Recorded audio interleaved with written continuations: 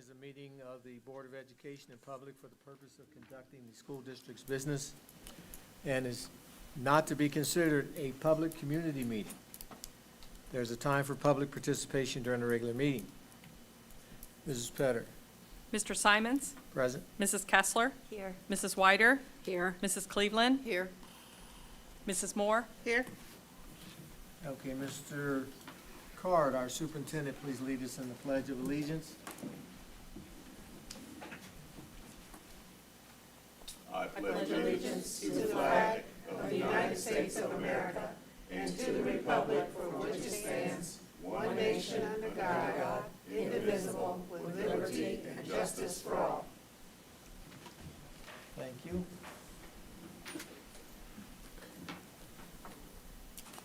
Need a motion for approval or revision of the agenda. I move to approve the agenda as presented. Second. Properly moved and second. Ms. Petter? Mrs. Kessler? Yes. Mrs. Weider? Yes. Mrs. Cleveland? Yes. Mrs. Moore? Yes. Mr. Simons? Yes. Motion passes. The next, Mr. Card, the inspirational message. Yes, thank you, sir. We have Evendale Elementary, Mr. Josh Murray, the principal, is here, and he's going to say a few words.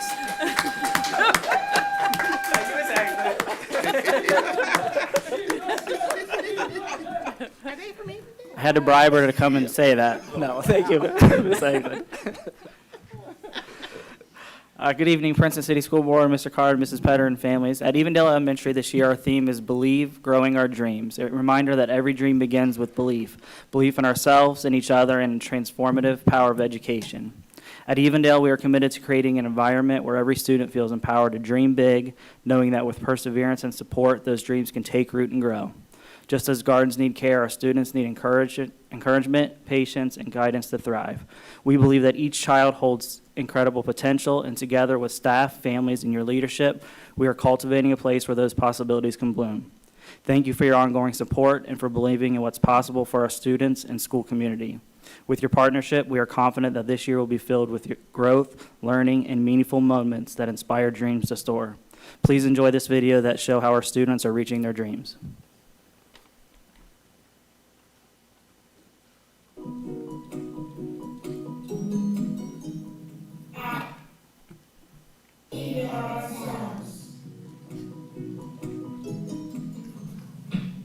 What do you want to be when you grow up? I want to be a dentist. When I grow up, I want to be a police officer. I want to be a doctor. A principal. This is a football. I want to be a big kid and play football. Be a teacher. When I grow up, I want to pursue being a lawyer and or an estate agent. When I grow up, I want to be a psychologist. I want to be a professional engineer and a football player. I want to be a designer, and when I grow up, I want to be a Lego maker. This year at Evendale, we wrote out WIGs. A WIG is a wildly important goal that we set for ourselves to help us be the best we can be. We wrote goals for subject areas, specials, and personal goals. What's one of your wigs for this year?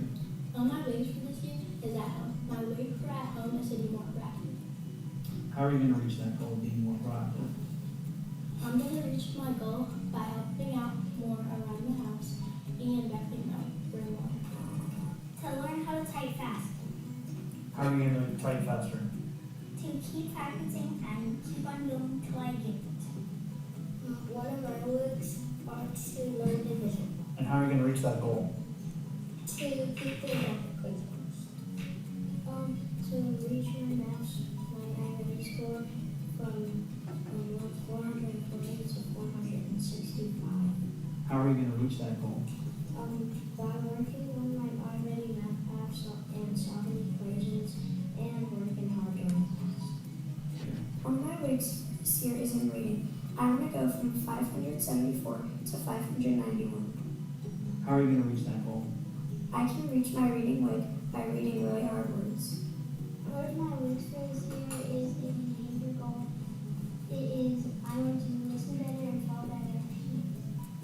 are you going to reach that goal? I will try to block out distract.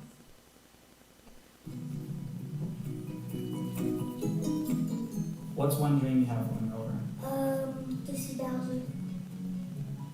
When I'm older, I would.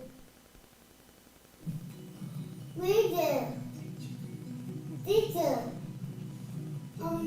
Be a basketball player.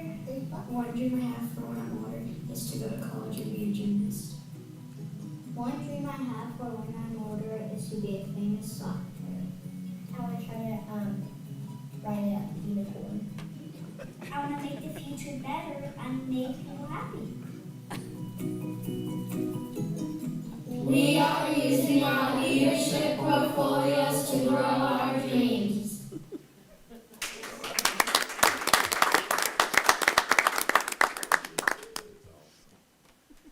Well, they always make me smile, so thank you for that. One videotaping, that's for sure. And the You don't one, know what they're gonna say. the ones that they want to be a principal, you better talk to them and see make sure that's what they want to do now. Since we've done that. So, anybody else have anything to add? I want to see when she gets to ride that unicorn. That's It's very nice. Good for that. I believe it. all that matters. We appreciate it, sir. And a great teacher they have over there. Yes. I thought it was inspiring, so some week when we're having a really tough meeting, it would be nice to see them again. Well, what I would And say to that inspire us. is, what I would say to that is, she could tell you, I stop in kindergarten class from time to time when I need to smile. Don't I? So that really does work, because when stuff's hard, I'm thinking, and I stop in kindergarten. Yeah. Sometimes There you first grade. go. So, yeah, Well. good job. She was my son's teacher. Yeah. I mean, well, she was 12 when she started teaching. No, I'm just kidding. Well, Mr. Murray, thank you for being here. Tell the young people, 36. they did a great job. We're very proud of them. Thank you.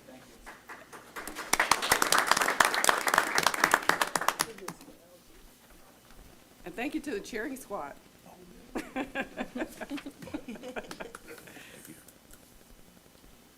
All right. Okay, thank you. Moving to part two, we have a proclamation. Mr. Cart? Yes, this is in appreciation of our veterans. The board wishes to proclaim the following. Whereas the willingness of America's veterans to serve this country has earned them our lasting gratitude.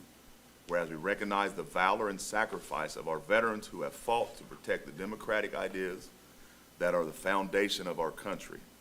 And whereas time after time in conflicts across the globe, our veterans have proven that democracy is mightier than tyranny. And whereas our veterans have helped bring freedom to countries around the world. Whereas free nations and peoples liberated by American troops are grateful for the long distinguished line of American veterans who have come to their aid. And whereas, in the words of Dwight D. Eisenhower, let us solemnly remember the sacrifices of all of those who fought so valiantly on the seas, in the air, and on foreign shores to preserve our heritage of freedom, and let us reconsecrate ourselves to the task of promoting and enduring peace so that their efforts shall not have been in vain. And whereas America must never forget your sacrifices, now therefore be it proclaimed that the Princeton City Schools recognizes the valor and sacrifices of all veterans, including those who reside in the Princeton communities and those that are in our employ, and extend to them our deepest gratitude for protecting our freedoms. So I know we have a couple veterans around. One right there, Mr. Lockhart. Thank you. And our custodian, Mr. Franks I think he's hiding in the back. Mr. Frank as well, who does a great job keeping our place together. Is there any others in here that, oh yeah, and the boss here, Mr. President, El Presidente. So thank you for their sacrifices, and you know, we can't repay it, but we can say thank you. Thank you. We have another proclamation. Yes. Mr. Cart? All right. Whereas the Inclusive Schools Network and schools around the world have designated the week of December 2nd through the 6th, 2024 as Inclusive Schools Week. And whereas Princeton City School District is committed to providing an education in schools and classrooms that are welcoming and capable of educating all children. And whereas the educators of the Princeton City School District recognize that each child is unique, learns differently, and therefore learns better if the teach is tailored to their abilities and interests. Whereas the educators and families of Princeton City School District have been working hard to ensure that our classrooms and schools are characterized as being high-performing and inclusive. And whereas by their efforts to make our schools and classrooms high-performing and inclusive, the educators and families of the Princeton City School District have contributed significantly to building a stronger and more inclusive community. And whereas the educators and families of the Princeton City School District deserve to celebrate their successes and wish to reflect on how they might even further improve. Now therefore, be it proclaimed, the Princeton City School District joins with the Inclusive School Network and the Education Development Center and schools, districts, and communities around the world in declaring the week of December 2nd through December 6, 2024 as Inclusive Schools Week, and encourage schools and classrooms across the state of Ohio to sponsor appropriate learning and community building activities in its recognition. So thank you to all our educators. It's not an easy job, but it's a job that we never forget. And as I tell my own daughter, you know, when kids come back and they say thank you, it means a lot. And she felt some of that this week as one of her first graders from last year. Mom invited her to the little girl's baptism this Sunday. So I said, that's why we do it, because we make a difference. So I want to say thank you to all our educators in the Princeton City School District and everywhere else. Very good, very good. Part 3 of our meeting is public comment / recognition of visitors. Did we have any visitors? No one signed in. My only comment is tomorrow's a big day for the nation. And we all took government or civics or something in our curriculum while in our secondary years. So please exercise the franchise tomorrow, if you have not already. Anybody else have anything to add to that, Gina? I'll be happy the silly season will be over with, and we will have to no longer listen to commercials, political ads. I've Nice. had my, You're I have gonna something miss at the them. end. You're gonna miss I them. will miss them. I don't know how I'll miss them. But they're probably, in some kind of unique, weird way, I might miss them. You will. Yes. But I hope everybody exercises their right to vote. Yes. Mary? Yeah, thanks. Jody? Susan? No, thank you. Mr. Card? I have some stuff at the end of my report. Okay, okay, If that's all right. wonderful. Okay, we are now at the consent agenda. Need a motion to accept the consent agenda. So moved. Second. Properly moved and seconded. Ms. Petter? Mrs. Wyder? Yes. Mrs. Cleveland? Yes. Mrs. Moore? Yes. Mr. Simons? Yes. Mrs. Kessler? Yes. Motion passes. Moving to 5, district business. Need a motion for approval of agreement with Indiana University for student practicum placement. I move to approve the agreement with Indiana University for student practicum placement as presented. Second. Properly moved and seconded.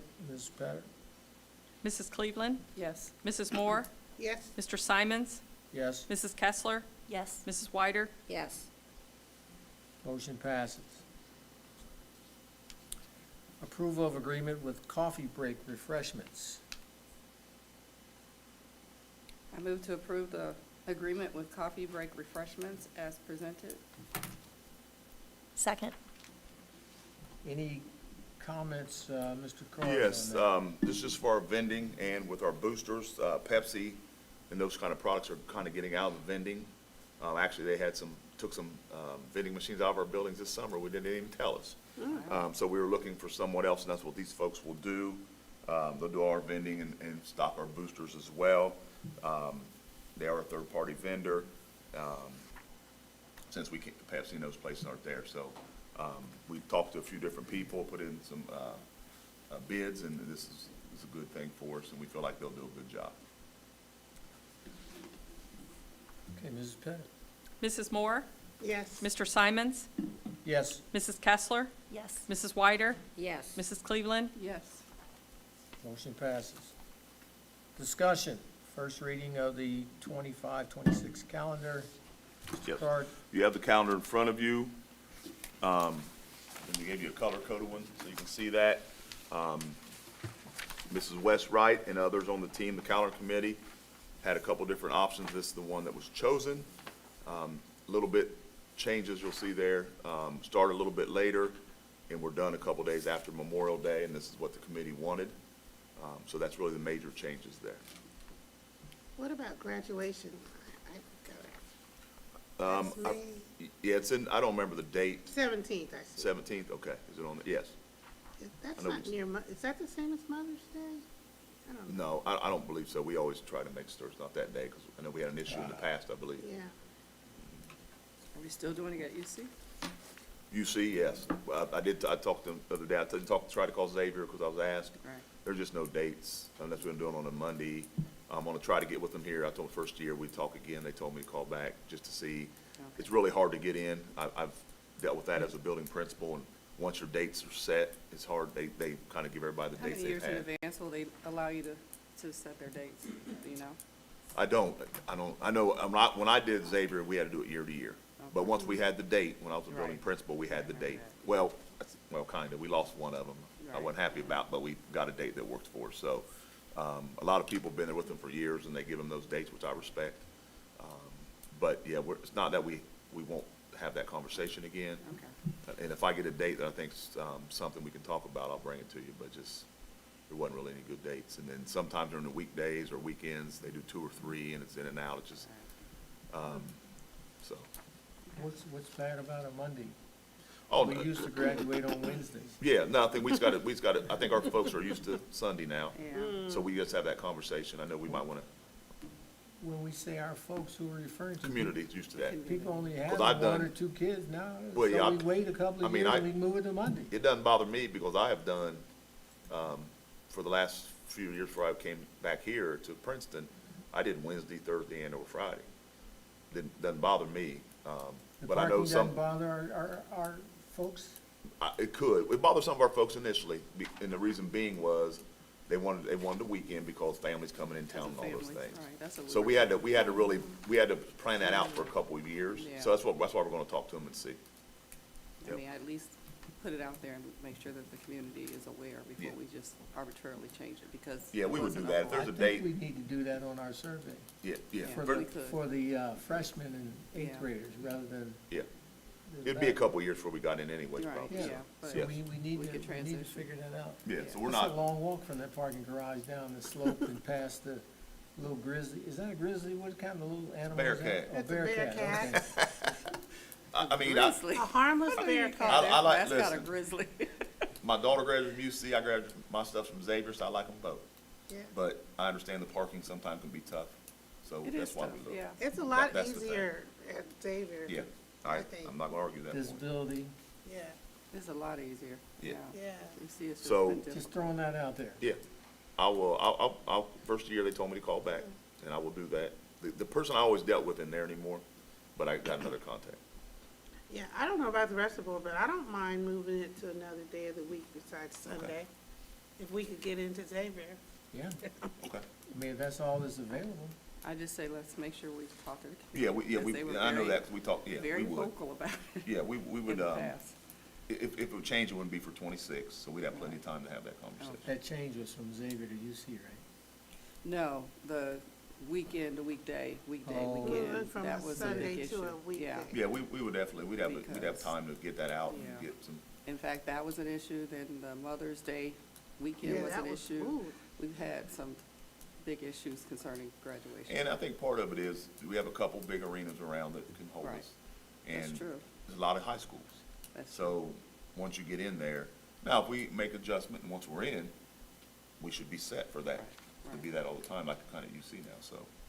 But yeah, I will have that conversation. Okay. Thank you. How many days, when you say it's been a couple of days, how many days later are we starting on this? 'Cause About a week looks like, I So we were believe. starting on August 4th. 4 days? About 2 days. Oh, it's only 2 days? So, Literally 2 days. okay. Why That's did not it bad. change? Well, that's what the committee wanted to start a little bit later. So we tried to work it out, we started a little later, we're ending a couple of days later, but we also had to get summer school in, so that's always something we have to work at. Because we have those couple weeks, 3 weeks after for summer school. Do parents weigh in on this calendar? No, we have, some teachers, administrators, right? Pairs, yeah. I was just hoping maybe in the future, we could have some parents involved in whatever committee. Because sometimes parents plan vacations around certain, I don't know. Well, I think that's why we get it out early as we can, so. But they I can mean, do that. before it goes out, let them have some input. Oh. Because when my kids were in Princeton here, parents were on the committee that helped pick the calendar. Okay, But I know that's a long time ago. well, so but I've seen that in other places. 38, 39? it doesn't matter. It's We a long can time have that ago. conversation. I've seen that in other places. Yeah. Yep. Okay. Academic update. All right, Dr. Fallsdahl will be coming up to give us his academic update, special education annual ratings. Good evening. You may recognize some of this presentation because I gave a very similar one this time last year at the Board of Education meeting. Just going over a few items from our annual special ed rating with the Ohio Department of Education and Workforce. This rating looks at a bunch of different compliance items. Does not focus on student performance for students with disabilities. That's in a separate rating that comes later in the school year. But we look at a couple of different compliance items. Do look at discipline discrepancy. If our students with disabilities are subject to discipline more than their non-disabled peers, disproportionality of special ed identification. We look at the timeliness in which we are meeting those deadlines for evaluating students. The measure also looks at our transition from our preschool programs into our school-age programs and how we serve students with disabilities. Our secondary transition, looking at our involvement for our students above age 16 in their planning process, IEP process, transition to post-secondary outcomes. We also look at our timely correction of noncompliance. If we were found to be noncompliant, how quickly we turn that around and make corrections. Our timely and accurate data, as well as completing evaluations on time within that specified legal window. And then IDEA audit findings.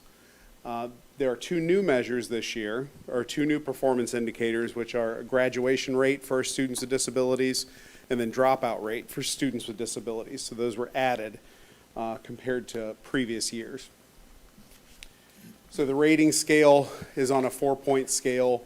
If a school district scores between 3.75 and 4, they're considered meeting requirements. And if you recall, last year we scored a 3.86, which was meeting requirements, but certainly not satisfied with that because it wasn't a perfect 4.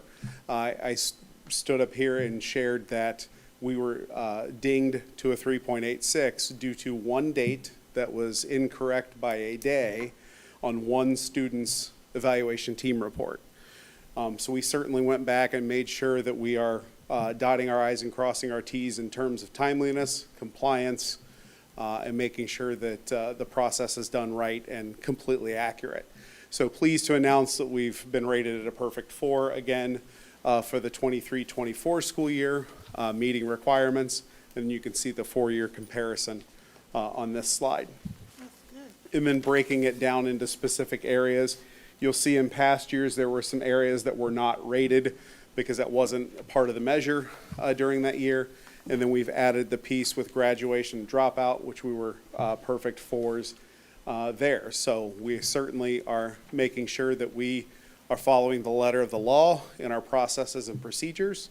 And then more importantly with that, we're working to ensure that we're meeting the academic, developmental, and social needs for our students with disabilities. there any questions? I do, I have one. On the graduation, when they're on this indicator, when we say the same requirements as their non-disabled peers, are we stating that they graduate at the same time? Or are we deemed if they graduate, if they push off their graduation? So we are in fact penalized from the state if we defer graduation. So that is one thing that is disheartening, is we're doing what is right by that particular individual student in that case. So there is a bit of a reduction for that. I will say that our graduation rate for students with disabilities is about 26% higher than the state average, which is certainly a celebration for that. Is that with the deferrals, or because, I guess what I'm getting at, to get a 4.0, does that mean that we don't have any deferrals? How does that? No, it just means that you have to be above the threshold, the overall rate. So deferrals count against that, but we were at 90%, and the state goal was at 68. Or state average was at 68, the goal was at 75. Okay, that's what I was getting at. Okay, thank you. Okay, thank you. Thank you. Thank you.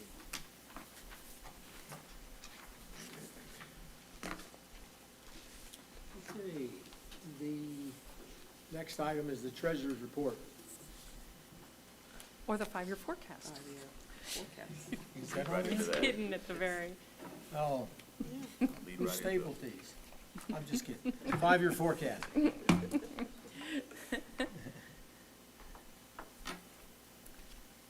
the board should have their slides. Everyone else can see them on the screen.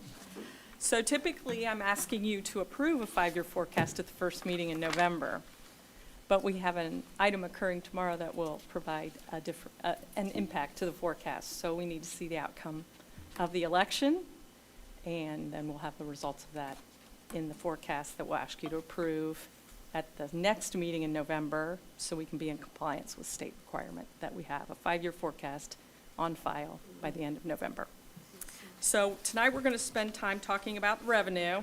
I feel like we've talked about this in, 6 community meetings around the district, but I have a couple different items for you to look at, a little more detail than we have given. And of course, when we were talking at the community meetings, we were talking about the numbers from the May forecast, because this is still draft mode until you approve it. All right? So the chart that you see is the one we've shared for many years now in the forecast, which breaks down the revenue into the primary categories. Of course, this is how the district earns its operating funds only, doesn't include any of the other accounts such as grant funds, medical accounts, and those other funds that we control. This is just simply the general fund as we know it as the 001 fund. And our main source of revenue continues to be local property taxes, and followed by state funding, and then all the other categories. On this chart, we put the numbers for each of these, and then on the next one, which is a new chart that you'll see when we do the final report. And it's referred to in percentages. So something for us to look at. I'm going to present this in our final. We'll see if you like it. And the new report is quite amazing. So this is the percentages. I did put the entire general fund balance up there, so you can see that we expect our estimate for the year will be almost $94 million in revenue, and it's broken out by those sources. Not a lot of change, as we'll see as we go a little deeper dive into each of these. So here's the local tax section. This is the 69% of our general fund revenue, broken down into these two subgroups: general property tax, which is our class 1 residential agricultural taxes. We don't get a lot in agriculture. I know that's not a big surprise to people who live in this area. Class 2 is industrial and commercial. And, we have a very significant source of that. But together, those two combined for $56 million. And this is an increase this year of about $1.3 million over last year, as are expected. Another chunk of this money is public utility taxes. So this is majority Duke public utilities in our area. So 8.6 million of this property local taxes is from public utilities, mostly Duke, and this is increase of 822,000 for this next year anticipated. So that's the chunk of our taxes, our local revenue. We do get state funds. So here's what we get from the state.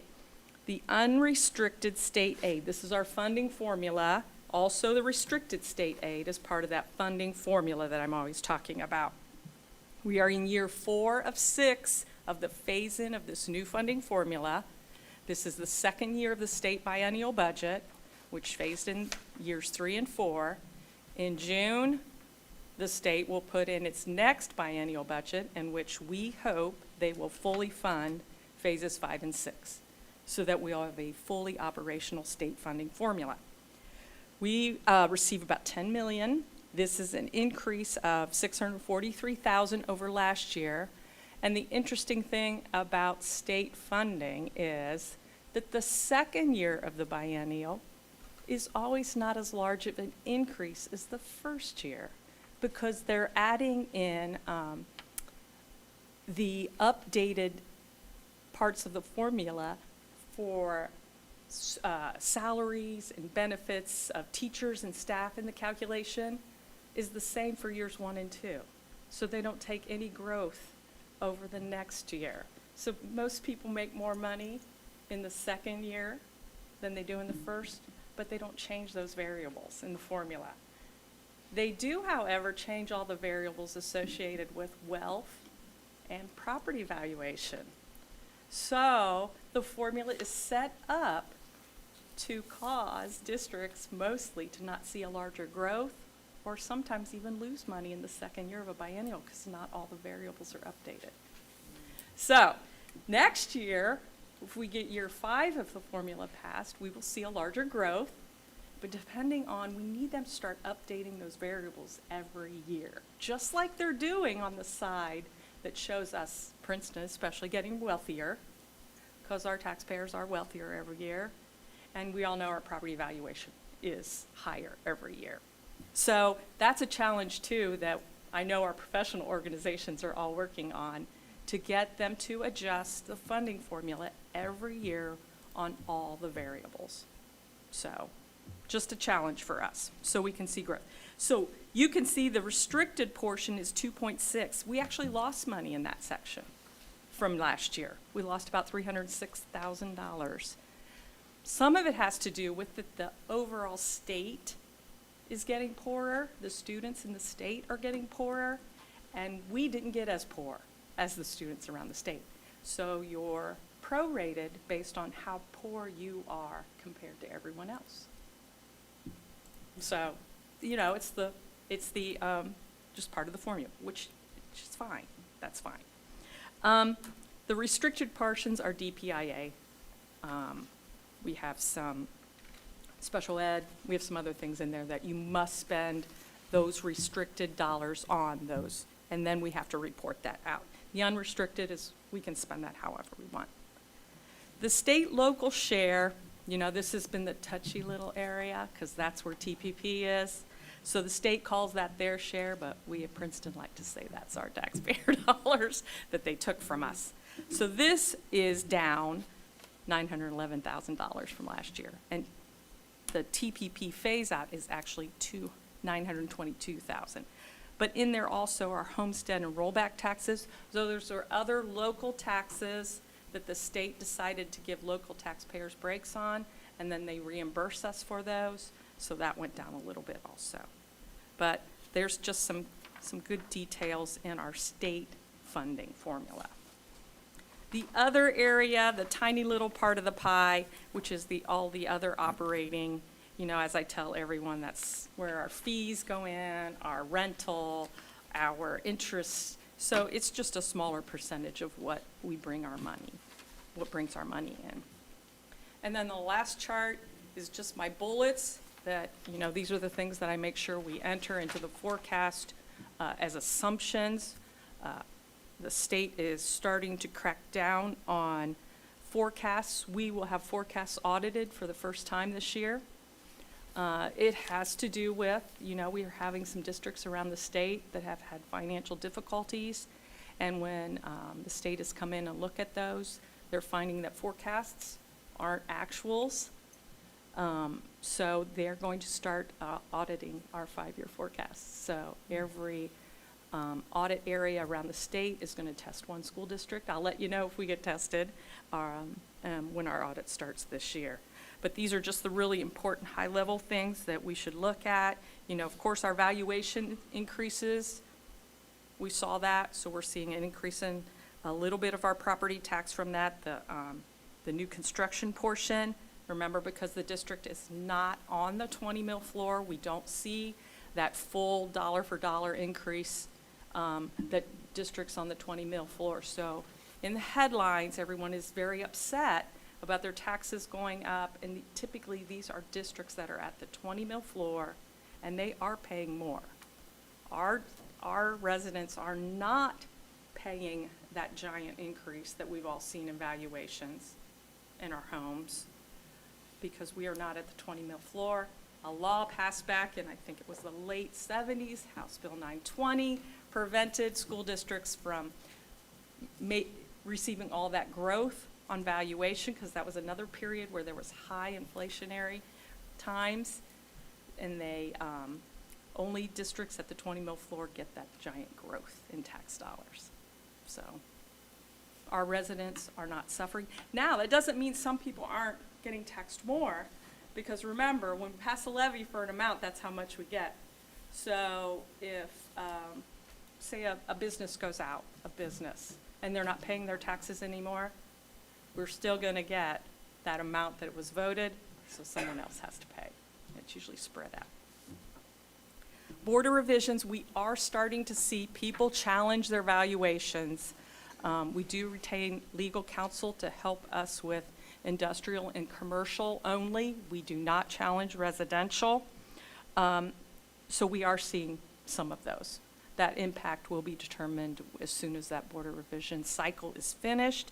I do know that we have the Tri-County Mall also in that, and they have sold years ago, and then they sold again, and their valuation is coming down to around the $20 million, which is like half of what it was last time, and that's still considerably lower. They have been, it's been a really ugly cycle of downward valuation for a large part of our district. TPP phasing out, we've got that coming in, again, $922,000. I think we have 8 more years that we will see the impact from that, and before that's completely phased out. The public utility, which I spoke about, remember, we've seen a lot of growth in that area. I just always want to remind you that back in tax year 22, which was fiscal years 22, 23 for us, fiscal 22 and fiscal 23, we did see a valuation decrease from Duke. We were not allowed to do anything about it. We were just notified, here it is. You might remember that. So we have seen a lot of growth. Just we will be optimistic but cautious about that. I will let you know if we see any change in that, or if they, we literally found out the valuation was going down a few months before collection. So we just want to keep our eye on that. State funding, again, we will be pushing hard at the start of the new year to get those final 2 phases in. The district has been a beneficiary of that after decades of being a capped district where we were seeing no growth in state aid at a time when we were seeing a lot of growth in student population. Then the challenge also is to get those base costs updated, those variables that they're doing every other year. We need those updated annually so we have a good solid formula. And then, of course, the last bullet is the true impact to our revenue. If the levy, the 5 mil levy passes, $10.6 million a year, we only collect half of that in this fiscal year. So if there's a pass, we will see additional revenue in the half January to June of this fiscal year of about $5.3 million. And then after that, it would be $10.6 million. So that will greatly impact what our forecast looks like, so we will need to wait and see what happens before we ask the board to approve that forecast. That's what I have at this point. Questions again? You mentioned that under state sources, that students are getting poorer when you look at the entire state, Yes, that's what the data is showing. but not necessarily in this And district. Princeton isn't getting as poor as fast. As So, far as that. where we rank, they kind of look at it as a ranking. Yes. We're ranking above in our percentage increase of poverty. So we have increased. We have Okay. been increasing. So last year was 70%, so. I'm wondering, how does the financial changes for school districts in our county, like Mount Healthy, for example, how does that affect us? So Mount Healthy, you know, I'm not sure if I would guess their economically disadvantaged student percentage is higher than 70, but I don't know, you know. That I think there's no financial real impact of the Mount Healthy situation. The state will loan and has loaned them money so they can pay their bills. Right. And they are on the ballot also. I think the only, you know, it kind of makes people look at all of us and ask questions. So we continue to be as thorough as we can, as transparent as we can, where we stand.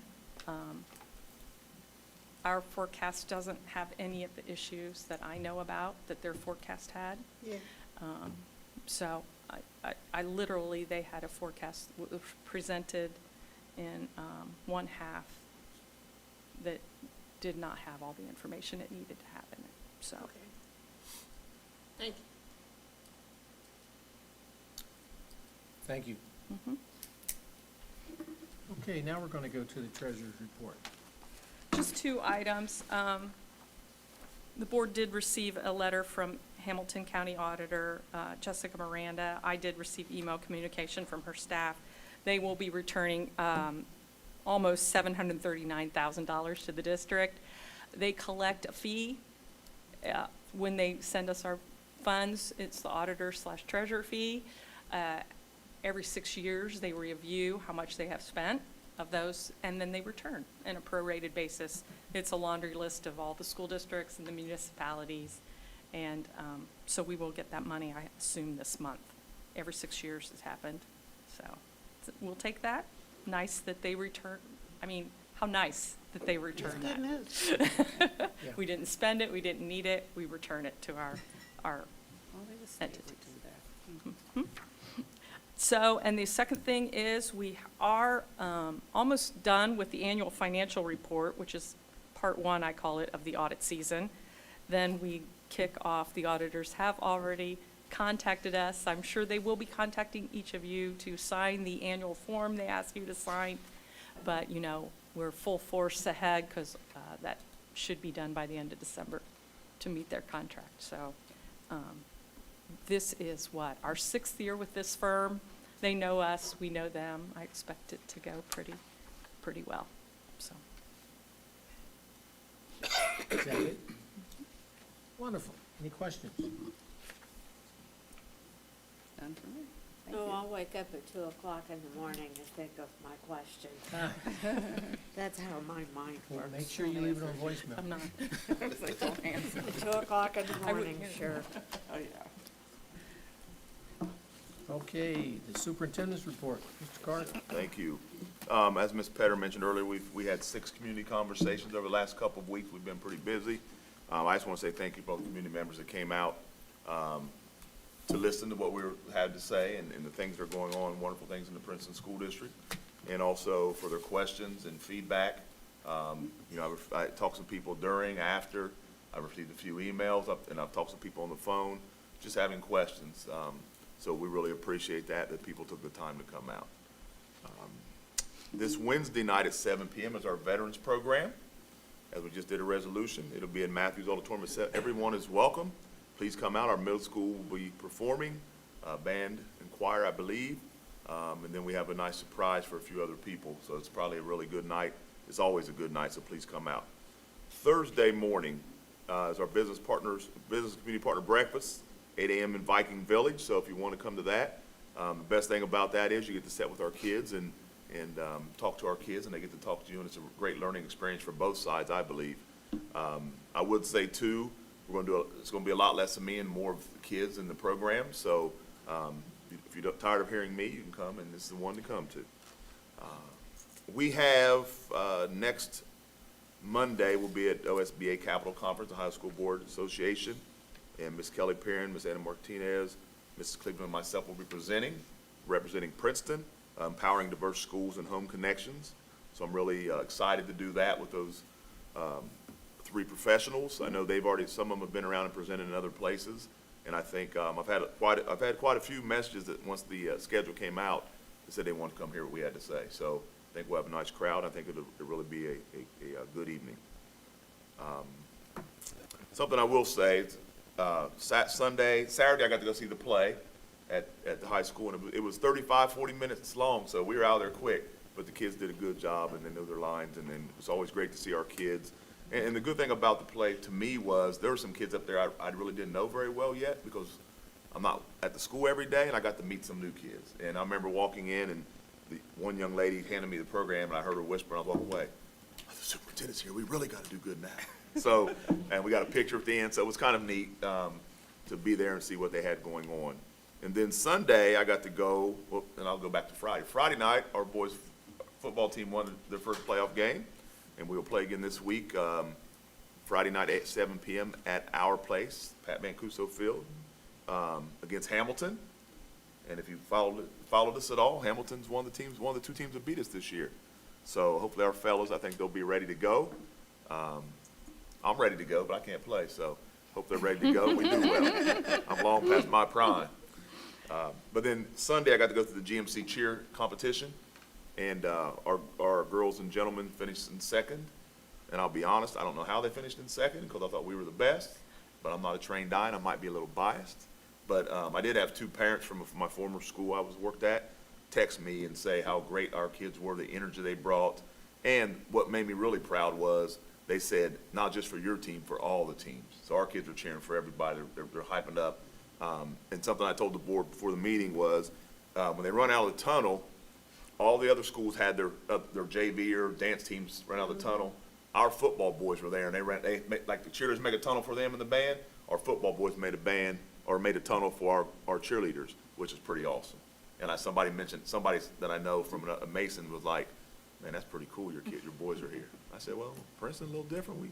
We're gonna support each other." So that was something I really kind of made me proud. I saw them all set. There was about 15 or 20 sitting there, and I was like, "Man, this is cool. They're here." And then they did that, and it made me kind of proud. I'm just gonna be honest. An old football player, and me and coach, and it just made me feel good. So that was something that was great. I do want to say too, as Mr. Simon said, it's important to get out and vote, no matter how or who. It's important to get out and vote. I will say that always. We won't have another meeting before Thanksgiving, so I want to tell everybody happy Thanksgiving as well. Hope you get to spend time with your friends, family, or whoever your loved ones are. And then I do want to, we got some I guess sad news. Mr. Chris Lockhart, our technology director, this will be his last board meeting as he has received a job, another position, and I know my year and a half with you has been fabulous, and the 9 years you've spent here and the things you've done have been great as well. So I want to give you your flowers on camera. I told you this in person.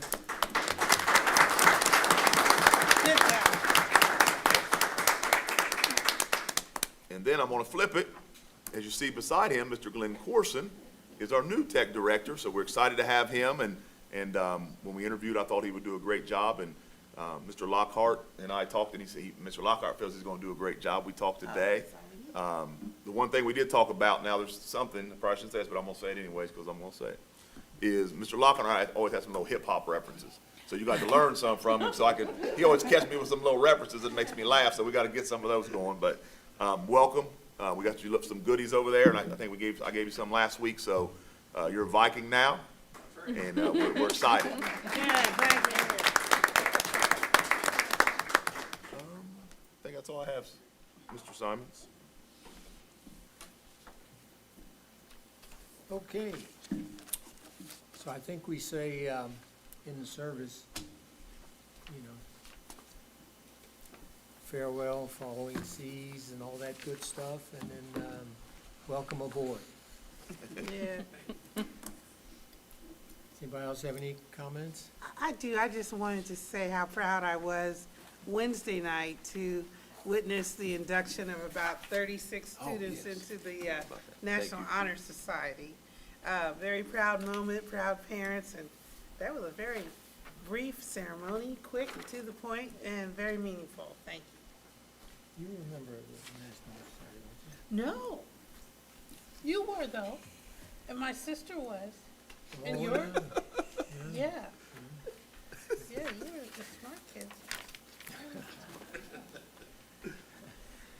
Well, thank you. At this point, we're going to go into executive session to discuss under sections 121.22, G1, to consider the employment compensation of a public employee of the Ohio Revised Code. Do we have a motion? So move. Second. Properly moved and seconded. Mrs. Perry? Mr. Simons? Yes. Mrs. Kessler? Yes. Mrs. Wyder? Yes. Mrs. Cleveland? Yes. Mrs. Moore? Yes. No further business is to be conducted after the executive session. Thank you.